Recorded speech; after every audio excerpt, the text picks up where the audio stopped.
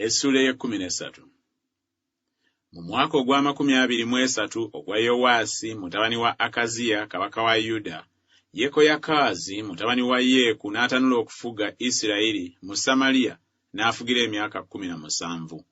N'akola ebyali mu maaso ga Mukama ebibi, n'agoberera ebibi bya Yerobowaamu mutabani wa Nebati bye yayonoonyesa Isirayiri. Teyabivaamu. Obusungu bwa Mukama ne bubuubuukira Isirayiri, n'abagabula mu mukono gwa Kazayeeri kabaka w'e Busuuli ne mu mukono gwa Benikadadi mutabani wa Kazayeeri ennaku zonna.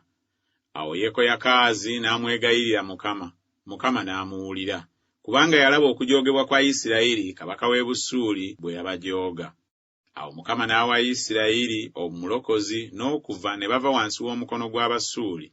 Abaana ba Isirayiri ne babeera mu weema zaabwe ng'olubereberye, naye ne batava mu bibi by'ennyumba ya Yerobowaamu bye yayonoonyesa Isirayiri, naye ne batambulira omwo. Ne Baasera ne basigala mu Samaliya, kubanga teyalekera Yekoyakaazi ku bantu, wabula abasajja abeebagala embalaasi 50 n'amagaali 10 n'abatambula n'ebigere 10, kubanga kabaka w'e Busuuli yabazikiriza n'abafuula ng'enfuufu ey'omu gguuliro. Era ebikolwa ebirala byonna ebya Yekoyakaazi ne byonna bye yakola n'amaanyi ge tebyawandiikwa mu kitabo eky'ebyomu mirembe gya bassekabaka ba Isirayiri? Yekoyakaazi ne yeebakira wamu ne bajjajjaabe ne bamuziika mu Samaliya. Yowaasi mutabani we n'afuga mu kifo kye. Mu mwaka ogw'37 ogwa Yowaasi kabaka wa Yuda, Yekoyaasi mutabani wa Yekoyakaazi n'atanula okufuga Isirayiri mu Samaliya, n'afugira emyaka 16. N'akola ebyali mu maaso ga Mukama ebibi. Teyava mu bibi byonna ebya Yerobowaamu mutabani wa Nebati bye yayonoonyesa Isirayiri, naye n'atambulira omwo. Era ebikolwa ebirala byonna ebya Yowaasi ne byonna bye yakola, n'amaanyi ge yalwanyisa ne Amaziya kabaka wa Yuda, tebyawandiikibwa mu kitabo eky'ebyomu mirembe gya bassekabaka ba Isirayiri? Yowaasi ne yeebakira wamu ne bajjajjaabe. Yerobowaamu n'atuula ku ntebe ye. Yowaasi n'aziikirwa mu Samaliya wamu ne bassekabaka ba Isirayiri.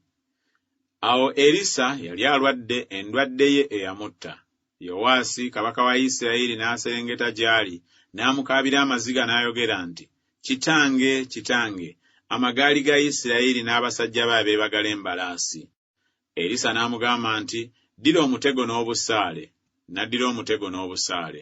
N'agamba kabaka wa Isirayiri nti, "Teeka omukono gwo ku mutego." N'aguteekako omukono.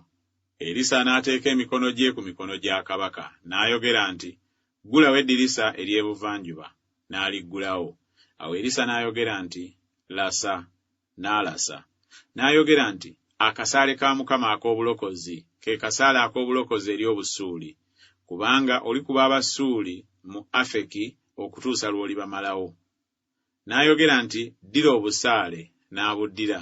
N'agamba kabaka wa Isirayiri nti, "Kuba ku ttaka." N'akuba emirundi 3 n'alekeraawo.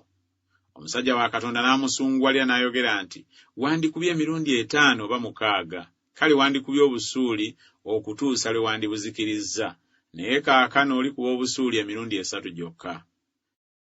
Awo Erisa n'afa ne bamuziika, era ebibiina by'Abamowaabu ne bazindanga ensi omwaka bwe gwayingiranga. Awo olwatuuka bwe baali nga baziika omusajja, kale laba ne balaba ekibiina, ne basuula omusajja mu ntaana ya Erisa. Awo omusajja nga kyajja akome ku magumba ga Erisa, n'alamuka n'ayimirira n'ebigere. Kazayeeri kabaka w'e Busuuli n'ajoogera Isirayiri emirembe gyonna egya Yekoyakaazi, naye Mukama n'abakwatirwa ekisa, n'abasaasira n'assaayo omwoyo eri bo olw'endagaano ye gye yalagaana ne Ibulayimu ne Isaaka ne Yakobo, n'atayagala kubazikiriza wadde okubagoba mu maaso ge mu biro ebyo. Awo Kazayeeri kabaka w'e Busuuli n'afa. Benikadadi mutabani we n'afuga mu kifo kye. Awo Yekoyaasi mutabani wa Yekoyakaazi n'ajja nate mu mukono gwa Benikadadi mutabani wa Kazayeeri ebibuga bye yali aggye mu mukono gwa Yekoyakaazi kitaawe ng'alwana. Yowaasi n'amukuba emirundi 3, n'akomyawo ebibuga bya Isirayiri.